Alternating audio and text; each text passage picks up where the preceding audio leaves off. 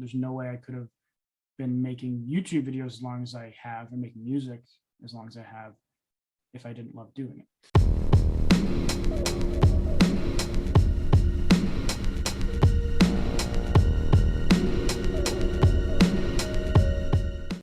We have a special guest this week, Andrew Southworth. Hey everyone, I'm Andrew Southworth. I'm a music artist, I guess musician, vocalist, producer, and I also run a YouTube channel and a online business called Genera Studios. And so I do a few different things aside from like making music, being an artist. I also I kind of built this YouTube channel and this business around helping other artists get their music out there. And so my company I started is called Genera Studios. And so I do courses, I do consultations. And then I also do sample packs, although I haven't really done the sample pack stuff in a little while just because the music marketing stuff just started consuming my life. But it's kind of all the journey of being a small business owner, I guess. So what state are you from? I'm in Massachusetts. You're in Massachusetts. Okay. And where did you get your passion or drive for making music? Oh, man. Well, I've been doing music for 18 years. Mm-hmm. And so when I was 12, I started learning how to play guitar. Mm-hmm. And just because at the time, my parents were going through a divorce and my mom thought it would be a good kind of distraction. Mm-hmm. And it turned out to be a very good distraction and it consumed my entire life. Now, what was that one record or song that you heard back at 12 years old that made you say like, I want to pick up a guitar? So it was actually, I think it was either 5th or 6th grade. There was a friend of mine in school was like guitar was the only thing he ever did. Mm-hmm. And so it wasn't actually like a piece of music or anything. It was pretty much that I had a friend who had played guitar. And at some point in school, he brought it in and like played in front of the class or something. And I literally knew nothing about guitar. I didn't even know that the way you changed pitch on a guitar was by pressing in frets. Like I knew absolutely nothing. Now at the time I was listening to a lot of, I think Linkin Park mm-hmm. was my favorite band at that time. And also Marilyn Manson. Mm-hmm. And I think I was listening to a little bit of like Eminem. Okay. I think that was, I don't know if I have the dates wrong, but around, I guess that'd be like 2003 or something. Got you. So that was around the real Slim Shady. Yeah. And yeah. And then it was also around like Linkin Park's either Meteora or Hybrid Theory. Okay. So that was kind of the stuff I was big into when I started playing guitar, but it was all kind of started just by having a friend who guitar was his entire existence. Got you. So to dig a little deeper, at what point in playing the guitar did you actually just get lost in time?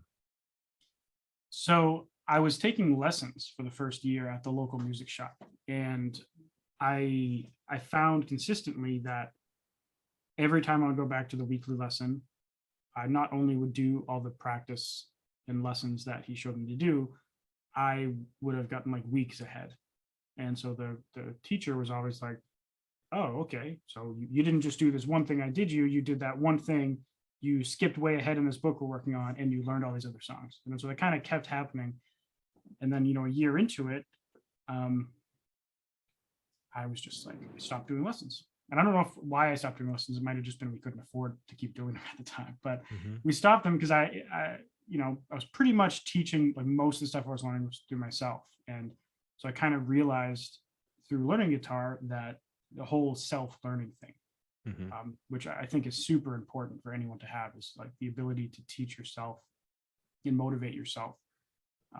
And there was a point in my teenage years where I would play guitar for 6 to 8 hours a day.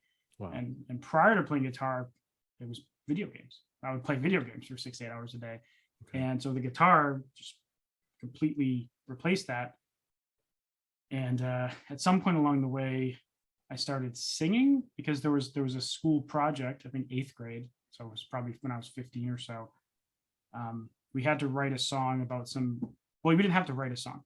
We had to do a presentation in front of the class on some topic related to science. And so you could do like a poster, you could make a short film, or my thing was, okay, I'll write a song about whatever the subject was.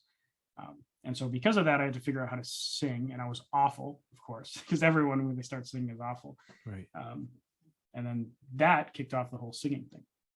Just like that. So what did your mom think? Like once she seen you get engrossed in this guitar and starting to sing and Yeah, picked up this cool hobby, like what was her take on it? she loved it. She definitely pushed me to kind of get in front of other people a Mhm. lot. She, growing up, I did a lot of different journeys, but at some point she was like, "Oh, you should play in front of people," and she found some open mic night. Mhm. Which, if anyone doesn't know what an open mic night is, it's just a place where a bunch of different musicians can perform like a couple songs in front of a Mhm. random group of people at like a coffee shop. And so she was super into it. She loved, bring me to an open mic night or whatever, and sitting in the crowd and be like, "Yo, that's my son." So she was Mhm. super supportive, which I'm definitely very fortunate. A lot of people don't have that level of support when they're getting into music. Um, Got you. but she drove us everywhere. When I started having a band and we would play shows, she would drive us like 45 minutes to play a crappy show in front of 7 people. No problem. So you're totally invested in this guitar. You've self-taught yourself. You're way ahead of lessons. You are doing open mics. You start a band. Where does school come into the whole play now? Yeah. So high school, I barely made it through. Okay. I've never been the type of person who's good at just doing what you have to do, even if you don't like it, because it's what you're supposed to do. And like I was such a struggle for me. I did great in high school, but I would just never go. Yep. um, and so I remember I almost had to repeat senior year because I had so many absences. But they let me do some summer school thing to do it, and I it was really important to me to do that because I had gotten accepted to Berklee College of Music at some point. Mhm. I don't remember what year that was, but I got accepted for guitar and I was going to focus on music production there. Um, I ended up not going though, because they sent what the bill was, and it Okay. was like $60,000 a year, which there Right. was 0% chance Right. actually being able to afford it. And the loans would be insane if I did it. So I ended up just going to a community college at first it was just for nothing. Yep. You can just kind of take gen ed classes. Like little arts. Yeah, yeah. So I went to the community college, and at first, like I was thinking maybe I'll do business or something that seems kind of a generally useful skill. And then after the first semester, I was like, this seems stupid. Mhm. It just felt like something I could learn myself. And so I was really getting into like NASA at the time. Like I loved learning everything about space and astronomy and everything NASA related. And um, so I was like, okay, well, how about I go to school for mechanical engineering? And Mhm. so that's what I started at the community college. Did 2 years there, got an associates, went to the local university, 4 more years there, bachelor's, and then started working as a mechanical engineer. 2 more years, night school, master's, Right. and that was my whole college experience. So where's the guitar in these 6 years? It definitely took a back seat for like it was still a big part of my life in community college, but as like uh, undergrad school started like getting harder and harder, it started becoming more and more of a backseat. Gotcha. And there was probably like the second half of my undergrad, music was became this super like thing that I still did like regularly, but it wasn't anything that I was actively improving or trying to write better songs or whatever. And the kind of thing with me going to school for engineering, because like it was kind of a defeat to like get accepted to a music school like Berklee and then go for engineering. And so my one of my kind of thoughts at the time was, well, if I go to school for this thing pays really well, so I'll have enough money to do whatever I want to do musically for the rest of my life. Yep. And so after I started working full time and I was doing night classes, I was working 40 hours a week as an engineer, and I was Right. doing 2 to 3 grad classes a night Wow. for 2 years. So it was like 60, 70 hours a week, right? Right. And for 2 years, and I kind of adapted to that. So as soon as I got my graduate degree I think I got it in 2018. but the last semester was kind of light. Um, I was like, well, I just gained 30 hours a week of my life back. Mhm. So what am I going to do? I'm going to do everything I can in music again. Got you. So during the whole time that you're in school, like, what does your mom think? Like, what is she saying about this? I mean, she was super supportive with So, me being in school for engineering. okay, okay. Yeah, she was, So, as long as so she was like, as long as you're doing what you want to do, got she's you. on board. So you talk about the guitar, but for those of you who can't see this because you're listening to the podcast, he has a bunch of gear in his space. Where do you learn about all this equipment, and when do you Yeah. get into DAWs? Like when does all that come into play? Yeah. So when I was about 18, I started actually like recording from home. Okay.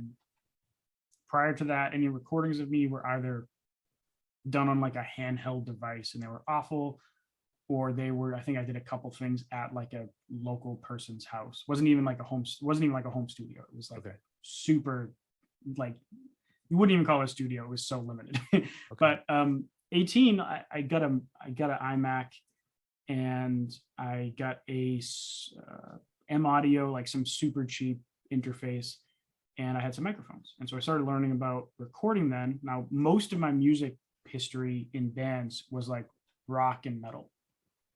So at the time, like 18 is when I started doing some home recordings. And in fact, the way my YouTube channel started was screaming lessons. You know, Um, I did read that. I'm like, but I don't ever hear him screaming. So yeah. Yeah. That was like my first 5,000 subscribers on my channel were just me teaching how to scream metal music. okay. Um, but so that was kind of the start of the recording and the gear. And just throughout the years, being a person that records, I would just acquire random little stuff, like some kind of guitar effects pedal, or I'd upgrade my audio interface to a Scarlett 2i2. Right. It's like a super popular interface. And so that was a lot of that. None of this stuff that, if anyone's watching the video, can see all this gear behind me. A lot of this stuff was acquired starting around 2017, 2018, when I was wrapping up school, but I was working as an engineer. Okay. So I was making more money than I ever had in my life. And I started getting into making electronic music. So prior to that, it was mostly rock and metal. But I started playing with synthesizers, just software at first, Right. inside of Logic Pro, then eventually Ableton Live. And then I started learning about hardware and analog and all this Eurorack modular synth stuff in the background. And then a combination of getting into something new and exciting and having an income that's higher than you're used to for the first time in your life. Right. I just started, if I saw something cool, I wanted to try it, I would just buy it. And if I hated it, I would just sell it on Reverb and then go buy something new. Got you. So let's fast forward a little bit. What was it like recording, or at what point does your social media start to take up quite a bit of your time in addition to the music itself? Yeah. So at that same period around 2018, in addition to deciding to double down on music, I decided to double down on YouTube. And at first, and again, I might be off by a year, 2017, 2018, I was like, I'm going to post every week, once a week. And then the next year, I was like, I'm going to post twice a week, every week. Wow. And, as I mentioned, I was doing screaming lessons for a lot of my YouTube journey. But at some point, I got bored of that over the years. And just there's only so much you can teach about how to scream, Okay. So I was getting bored. And so since I was so much into music production and starting to do electronic music, I started making my content around recording and production and gear, stuff like that. Okay. And that took me all the way to late 2019, I think, that type of content on my channel. And along the way, I'm posting, music production content on YouTube. I'm posting Right. that same content to my Instagram. And I'm also mixing in like clips of my music on Instagram, mixing in things on my YouTube channel Gotcha. of just like my music uploads. And So that was kind of the path for that. So where do you get your drive from? Because all the things that you mentioned, they take a lot of time. And Yeah. to produce a quality product takes time. There's editing, there's camera, there's lighting, there's sound. What keeps you going? Yeah, that's a good question. I'm not sure I know the answer. I think for me, it was that I had just been doing the whole full-time engineer, full-time master's thing for 2 years. And that was so exhausting. I mean, that's why my first album is called Sleepless. Gotcha. Because for 2 years, I just got 4 or 5 hours of sleep a night. I was just totally just burning the candle at both ends. Gotcha. So when that stopped, it's if I had 30 hours a week of extra time to put into it, for me, that wasn't a lot of people think, okay, I work 40 hours a week, you sleep 40 hours a week, so I have 40 hours a week of free time. But when you've already been working 70 hours a week, 40 on your job and then 30 on your school, for me, that wasn't 30 extra hours. That was just hours that I gained back that now I could spend again. Right. And so it was just a matter of kind of continuing what I already kind of forced myself to do. And then it was also, I mean, a big part of it is just you have to like what you're doing. Right. There's no way I could have done a master's degree while working full time if I didn't like the field I was working in. There's no way I could have been making YouTube videos as long as I have and making music as long as I have if I didn't love doing it. Most people don't realize is if you're getting 90% rejections, you're actually doing average. So if you submit to 100 people and 90 reject you, you're doing okay. And a lot of artists, when they see a 90% acceptance rate, they assume either the platform's rigged or they suck. But in talking about rejection, where do you get, again, the same question comes back, that 90% rejection rate? Why do you continue to push forward? Why didn't you just cave back in and say, I suck as an artist? I mean, I guess my general life, thought process is you've only ever really failed if you quit. So if I get a bunch of rejection or things aren't going well, it's well, of course, you're gonna, before you win at anything, you're gonna fail a lot more. No giant corporation that exists today was ever someone's first attempt, right? Right. And I think Mark Zuckerberg or something said before Facebook he had 10 failed companies or something, and for most people it's the same. And so it's hard, obviously, getting rejection and failing, but one of the only ways you really ever learn is by failing. And most of the things you do they're not going to be raging successes. You're just going to take it as a learning experience. And so with pitching to curators, when you get 90% acceptance or rejections, you just got to either think well, why is this? Is it because the song's bad? Maybe that's true, right? The song can just be worse than your other songs. Or two, is it just not a song that fits as well in a playlist? And, at the end of the day, I guess it kind of doesn't matter, but it's kind of good to think about and think of well, if playlisting is a super important part of your strategy, well, then maybe you should be tailoring your stuff more to be able to fit on some playlists and find the right ones. Right. But if you aren't relying on playlists, well, it's okay, well, maybe for this style of music, playlisting isn't the best approach. And honestly, for I have a few projects for my alternative metal band, playlisting is just not an option. There's 2 playlists on Submit Hub for our genre. Gotcha. And they're both very picky. Right. It's not the only thing in the world. There's a lot more other ways to push your music than Submit Hub. So you've evolved as an artist a few times. Last question, tell us about your creative process. Where do you draw that creative inspiration from? Yeah. Generally, I feel most of my songs start off with either, this is kind of cliche almost, but you're walking around your house, you're in the shower, you're driving your car home, and just a little melody pops in your head, or a lyric pops in your head, or a guitar riff pops in your head. And then you desperately try to make sure you don't forget it. I either pull out my iPhone and I hum it in the phone, or I'll rush to my computer and start getting some stuff down. And then that's usually how most of my songs start, just a random little bit of inspiration. And Gotcha. a lot of like my songs lyrically and story wise, and I guess theming will revolve more so around stories and like television and movies than they will revolve around personal life experiences. Gotcha. And I've never been the type of person to write like a love song or something. I've always found that to be so cheesy. And so a lot of my, like the song that I just released, Black Hole, is it's inspired by the TV show Dexter. Okay. Yep. Like, and there's that whole push and pull of the TV show where I don't know if have you ever seen it, Dexter? I've seen a few episodes. Yeah, it's pretty dark. Yeah, it's very dark. And the main character is a serial killer, but he's the good guy in the show.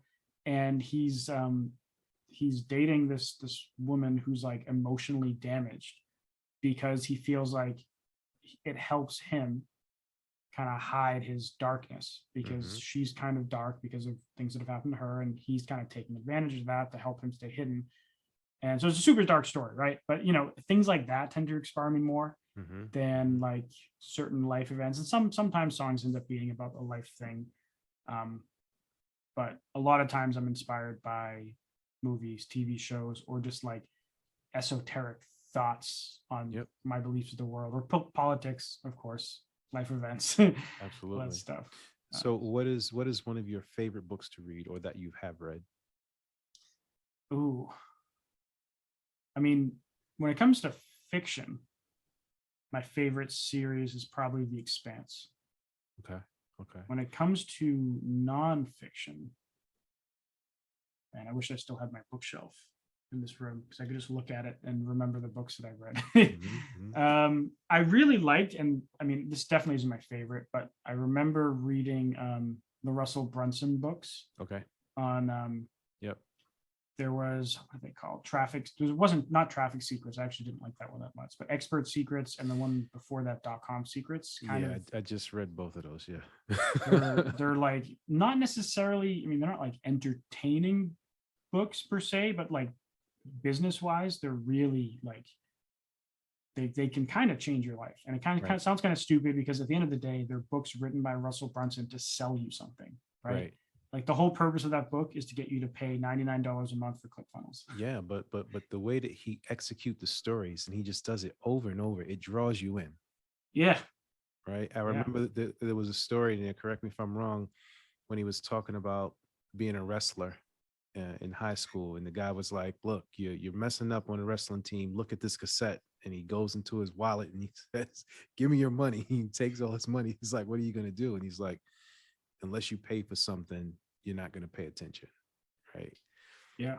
And that is something that I've learned to be true with information that you give to people. You can give everything on YouTube, like everything what to do.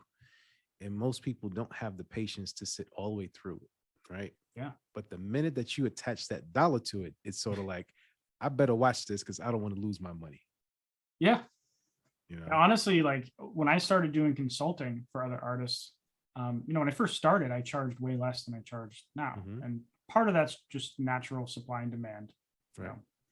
But the other part of it is like, you do realize over time as you raise your prices that you actually start getting better clients. Absolutely. And I don't want to tell anyone that they're not as good as someone else. But when I say better, I mean, they're going to take what I say more seriously. They're going to be taking notes.